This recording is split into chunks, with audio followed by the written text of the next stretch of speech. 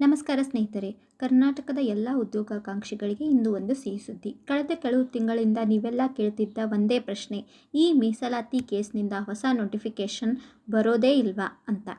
ಈಗ ನೋಡಿ, ಎದುರಿಗಿರೋ ಫೆಬ್ರವರಿ 27, 2026 ಸರ್ಕಾರದ ಅಧಿಕೃತ ಆದೇಶ ನಿಮ್ಮ ಎಲ್ಲ ಗೊಂದಲಗಳಿಗೆ ಉತ್ತರ ಕೊಟ್ಟಿದೆ. ಬರೋಬ್ಬರಿ 56,432 ಹುದ್ದೆಗಳ ನೇಮಕಾತಿಗೆ ಸರ್ಕಾರ ಗ್ರೀನ್ ಸಿಗ್ನಲ್ ಕೊಟ್ಟಿದೆ.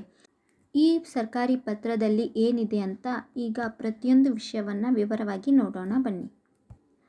ಮೊದಲಿಗೆ ಇಲ್ಲಿ ಗಮನಿಸಿ, 2022ರಲ್ಲಿ ನಡೆದ ಒಂದು ಬೆಳವಣಿಗೆ ಬಗ್ಗೆ ಉಲ್ಲೇಖ ಇದೆ. ಆಗ ಸರ್ಕಾರ ಏನು ಮಾಡಿತ್ತು ಅಂದರೆ, SC ಮೀಸಲಾತಿಯನ್ನು 15% 17% ಮತ್ತು ST ಮೀಸಲಾತಿಯನ್ನು 3% 7% ಏರಿಸಿತ್ತು.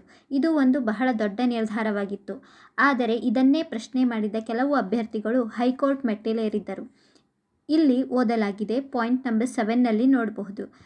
ಹೈಕೋರ್ಟ್ ನವೆಂಬರ್ 27ರಂದು ಒಂದು ಮಧ್ಯಂತರ ಆದೇಶ ನೀಡಿತ್ತು. ಅದೇನಪ್ಪ ಅಂದರೆ, ಕೇಸ್ ಇತ್ಯರ್ಥ ಆಗೋವರೆಗೂ ಈ ಹೆಚ್ಚಿಸಿದ ಮೀಸಲಾತಿ ಮೇಲೆ ಯಾವುದೇ ಹೊಸ ನೋಟಿಫಿಕೇಷನ್ ಹೊರಡಿಸಬೇಡಿ ಅಂತ. ಇದರಿಂದ ಏನಾಯಿತು, ರಾಜ್ಯದ ಯಾವುದೇ ಇಲಾಖೆಗಳಲ್ಲಿ ಹೊಸ ಕೆಲಸದ ಅಧಿಸೂಚನೆಗಳು ಪೂರ್ತಿಯಾಗಿ ನಿಂತು ಹೋಗಿತ್ತು. ಸರ್ಕಾರ ತನ್ನ ಅಸಲಿ ಕಳಕಳಿಯನ್ನು ವ್ಯಕ್ತಪಡಿಸಿದೆ.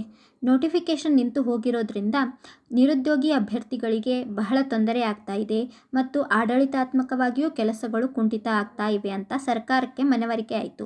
ಅದಕ್ಕಾಗಿಯೇ ಸರ್ಕಾರ ಒಂದು ಮಧ್ಯಂತರ ದಾರಿ ಕಂಡುಹಿಡಿದಿದೆ. ಅದೇನಪ್ಪ ಅಂದರೆ, ಹೈಕೋರ್ಟ್ ಕೇಸ್ ಮುಗಿಯೋವರೆಗೆ ನಾವು ಸುಮ್ಮನೆ ಕೂರೋದು ಬೇಡ. 2022ಕ್ಕಿಂತ ಮೊದಲು ಅಂದರೆ 1995ರ ಹಳೆಯ ಮೀಸಲಾತಿ ನಿಯಮದಂತೆ ಅಂದರೆ 15% ಮತ್ತು 3% ನೇಮಕಾತಿ ಪ್ರಕ್ರಿಯೆಯನ್ನು ಸದ್ಯಕ್ಕೆ ಮುಂದುವರಿಸೋಣ ಅಂತ ಡಿಸೈಡ್ ಮಾಡಿದೆ. ಅಂದರೆ ಒಟ್ಟು ಮೀಸಲಾತಿ 50% ದಾಟದ ಹಾಗೆ ನೋಡಿಕೊಂಡು ಈಗ ಹೊಸ ನೋಟಿಫಿಕೇಷನ್ ಹೊರಡಿಸಲು ಆದೇಶ ನೀಡಿದೆ.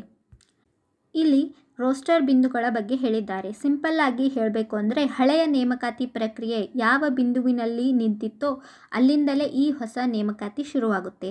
ಇನ್ನೊಂದು ಮುಖ್ಯ ವಿಷಯ ಅಂದರೆ, ಮಹಿಳೆಯರು, ಅಂಗವಿಕಲರು, ಮಾಜಿ ಸೈನಿಕರು, ಕನ್ನಡ ಮಾಧ್ಯಮದವರಿಗೆ ಕೊಡೋ ಮೀಸಲಾತಿ ಅಂದರೆ ಹಾರಿಜಾಂಟಲ್ ರಿಸರ್ವೇಷನ್ ಬಗ್ಗೆ ಯಾವುದೇ ಆತಂಕ ಬೇಡ. ಅದು 2023ರ ನಿಯಮದಂತೆ ಮೊದಲಿನಂತೆಯೇ ಮುಂದುವರಿಯುತ್ತೆ ಅಂತ ಸರ್ಕಾರ ಇಲ್ಲಿ ಸ್ಪಷ್ಟಪಡಿಸಿದೆ. ಅಂದರೆ ನಿಮ್ಮ ಹಕ್ಕುಗಳಿಗೆ ಯಾವುದೇ ಧಕ್ಕೆ ಇಲ್ಲ. ಇಲ್ಲಿ ನಾವು ಪಾಯಿಂಟ್ ನಂಬರ್ 6ಅನ್ನು ಗಮನಿಸಿ. ಸರ್ಕಾರ ತನ್ನ ಎಲ್ಲ ಇಲಾಖೆಗಳಿಗೆ KPSC, KEA ಅಂತಹ ನೇಮಕಾತಿ ಪ್ರಾಧಿಕಾರಗಳಿಗೆ ಕಟ್ಟುನಿಟ್ಟಿನ ಆದೇಶ ಮಾಡಿದೆ.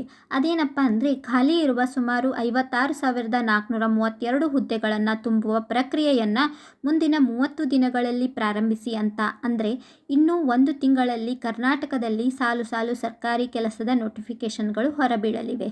ತಯಾರಿ ನಡೆಸೋರಿಗೆ ಇದಕ್ಕಿಂತ ದೊಡ್ಡ ಸುದ್ದಿ ಬೇಕಾ? ಮತ್ತು ಕೊನೆಯಲ್ಲಿ ಒಂದು ಕಂಡೀಷನ್ ಬಗ್ಗೆನೂ ಹೇಳಿದ್ದಾರೆ. ಅದೇನೆಂದರೆ, 6% ಹುದ್ದೆಗಳನ್ನು ಅಂದರೆ SCಗೆ 2%, STಗೆ 4% ಸದ್ಯಕ್ಕೆ ಹೋಲ್ಡ್ನಲ್ಲಿ ಇಡಲಾಗುತ್ತದೆ.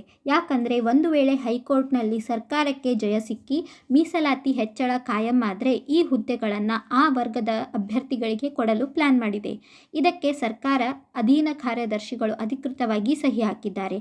ಅಂದರೆ ಈಗ ಆಡಳಿತಾತ್ಮಕವಾಗಿ ಯಾವುದೇ ಅಡೆತಡೆ ಇಲ್ಲ. ಹಳೆಯ ರೋಸ್ಟರ್ ಬಿಂದುವಿನಿಂದಲೇ ನೇಮಕಾತಿ ಚಕ್ರ ಮತ್ತೆ ತಿರುಗಲಿದೆ. ನೋಡಿದ್ರಲ್ಲ ಸ್ನೇಹಿತರೆ, ಇನ್ನು 2027 ಅಥವಾ 28ರವರೆಗೆ ಕಾಯೋ ಅವಶ್ಯಕತೆ ಇಲ್ಲ. ಮುಂದಿನ 30 ದಿನಗಳಲ್ಲಿ 56,000ಕ್ಕೂ ಹೆಚ್ಚು ಹುದ್ದೆಗಳ ಭರ್ತಿ ಶುರುವಾಗ್ತಾ ಇದೆ. ಯಾರೂ ಕೂಡ ಮೀಸಲಾತಿ ಗೊಂದಲ ಇದೆ ಅಂತ ಓದೋದನ್ನು ನಿಲ್ಲಿಸಬೇಡಿ. ಈಗಲೇ ನಿಮ್ಮ ತಯಾರಿಯನ್ನು ಡಬಲ್ ಮಾಡಿ. ಈ ಮಾಹಿತಿ ನಿಮಗೆ ಇಷ್ಟವಾಗಿದ್ದರೆ ತಕ್ಷಣ ಈ ವಿಡಿಯೋವನ್ನು ಲೈಕ್ ಮಾಡಿ, ನಿಮ್ಮ ಎಲ್ಲ ಓದೋ ಫ್ರೆಂಡ್ಸ್ ಗ್ರೂಪ್ಗೆ ಶೇರ್ ಮಾಡಿ. ಇಂತಹದ್ದೇ ಲೇಟೆಸ್ಟ್ ಮತ್ತು ಜೆನ್ಯೂನ್ ಅಪ್ಡೇಟ್ಸ್ಗಾಗಿ ನಮ್ಮ ಚಾನಲನ್ನು ಈಗಲೇ ಸಬ್ಸ್ಕ್ರೈಬ್ ಮಾಡಿಕೊಳ್ಳಿ. ಏನಾದರೂ ಡೌಟ್ಸ್ ಇದ್ದರೆ ಕಮೆಂಟ್ ಮಾಡಿ, ನಾನು ಉತ್ತರಿಸಲು ಪ್ರಯತ್ನಿಸ್ತೇನೆ. ಧನ್ಯವಾದಗಳು.